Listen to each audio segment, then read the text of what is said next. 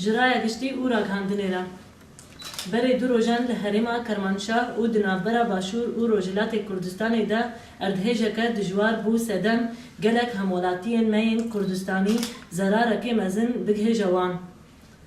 بخمگینی ام ددن دیار کرن کو ام دهر دمیده وقتی جوان روجاوا لجم گلی ما یه چار پارچیان و تایبت دوی دما زحمت ده بیرو دلی ما لگل ملت ما دهرما کرمانشاه ده جیان دگم.